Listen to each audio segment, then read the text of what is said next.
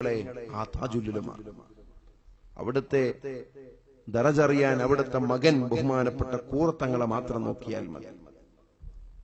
ഞാൻ നെട്ടിക്കുളത്ത് മഹാനായ താജുൽ ഉലമയുടെ ഉറൂസ് നടന്നു. ആ ഉറൂസ് നടക്കുമ്പോ ബഹുമാനപ്പെട്ട ഡോക്ടർ മുഹമ്മദ് കുഞ്ഞി സഖാഫി കൊല്ലം മഹാനവറുകൾ ഒരു അനുഭവം പറഞ്ഞു. കൂറത്തങ്ങളുടെ ഒരു അനുഭവം പറഞ്ഞു. എന്താ പറഞ്ഞത്? എറണാകുളത്ത് വെച്ച് ഒരു പരിപാടിയിൽ, ഒരു മീലാദ് പരിപാടിയിൽ ഒരു രാഷ്ട്രീയ പ്രവർത്തകൻ, അദ്ദേഹം നമ്മുടെ ആലിമികളുമായി ഒരു ചെറിയ ബന്ധമുള്ള ആളാണ്. ആ എറണാകുളത്ത് ഒരു കുടുംബം, അവർക്ക് മക്കളില്ലാത്തൊരു കുറേ കൊല്ലായി, 10, 15, 20 കൊല്ലങ്ങളായി കല്യാണം കഴിച്ച് അവർക്ക് മക്കളില്ല. അങ്ങനെ അവർ എല്ലാ ഡോക്ടർമാരെയും സമീപിച്ചു. ഒരു മോഡേൺ കുടുംബം, ദീനുമായി വലിയ ബന്ധമൊന്നും ഇല്ലാത്തൊരു കുടുംബമാണ്. അവരിങ്ങനെ പണത്തിന്റെ ആ ആധിക്യത്തിൽ ജീവിക്കുന്ന ഒരു കുടുംബം. അവർക്ക് ഈ ദീനുമായി വലിയ ബന്ധമൊന്നുമില്ല. അങ്ങനെ അവർ എത്രയോ ഡോക്ടർമാരെ സമീപിച്ചു. അവർക്ക് വേറെ കുട്ടികളെ വളർത്താൻ അവർക്ക് അത്ര താല്പര്യവുമില്ല മാതാപിതാക്കൾക്ക്. അങ്ങനെ മക്കളില്ലാത്തതിന്റെ പേരിൽ ഒരുപാട് ഡോക്ടർമാരെ സമീപിച്ചു. അങ്ങനെ ഈ ഒരു ആളോട് പറഞ്ഞു, ഇതിനെന്തെങ്കിലും പരിഹാരമുണ്ടോ?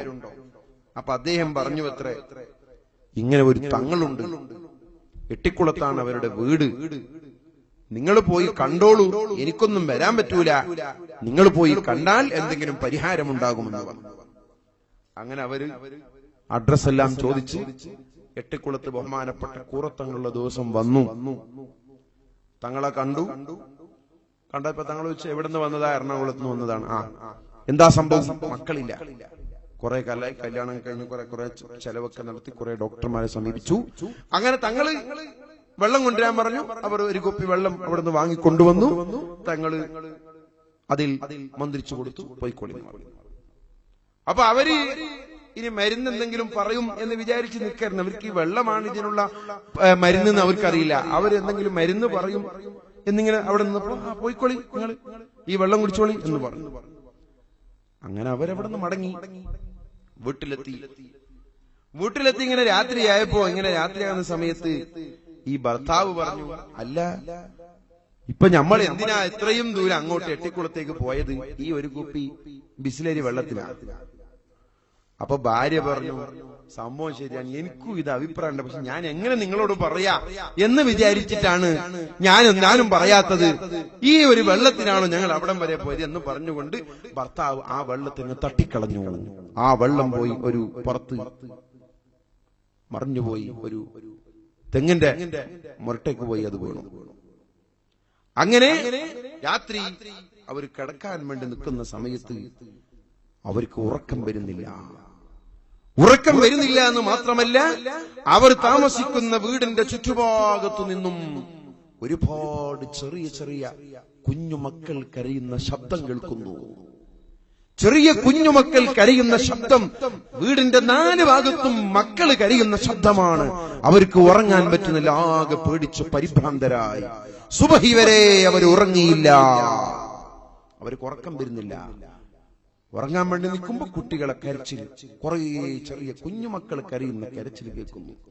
അവർ നേരെ രാവിലായ ഉടനെ ആ നേരത്തെ പറഞ്ഞ ആളെ തന്നെ വിളിച്ചു പറഞ്ഞു, സംഭവം പറഞ്ഞു, ഇങ്ങനെ തെറ്റുപറ്റിപ്പോയി, എന്താ ചെയ്യാ, പരിഹാരം എന്താണ്? അദ്ദേഹം പറഞ്ഞു, ഞാൻ നിങ്ങൾ ചോദിച്ചപ്പോ നിങ്ങൾക്കൊരു പരിഹാരം കാണിച്ചു തന്നു മാത്രം, എന്നെ ഈ വിഷയത്തിൽ കൊടുക്കരുത്, അതിന് പരിഹാരം ഒന്നുമില്ല.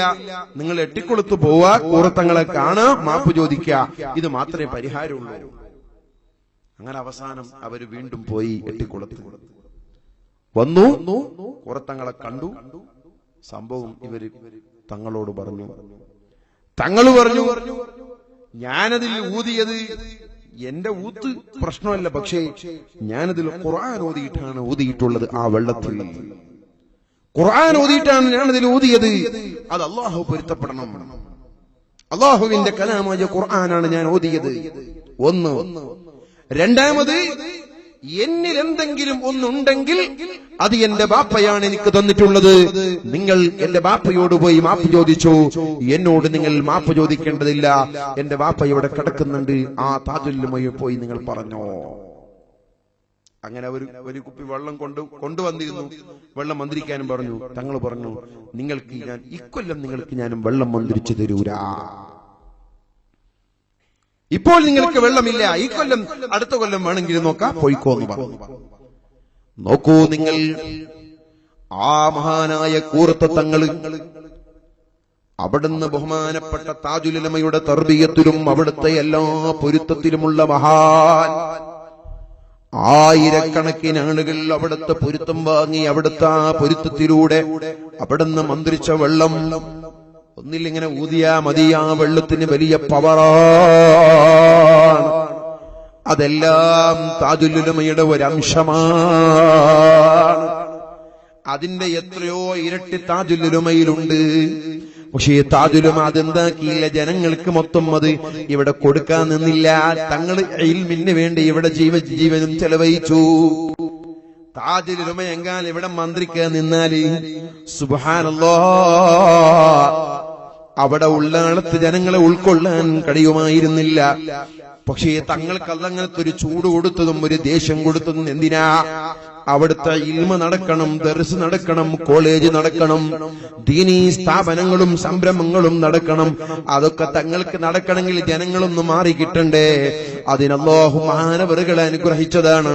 പക്ഷേ ആ താജുൽ ഉലമയുടെ വലിയ പവർ, അതിന്റെ ഒരംശമാണ് അവിടുത്തെ പ്രിയപ്പെട്ട മകൻ ബഹുമാനപ്പെട്ട കൂറത്ത തങ്ങളിലുമുള്ളത്.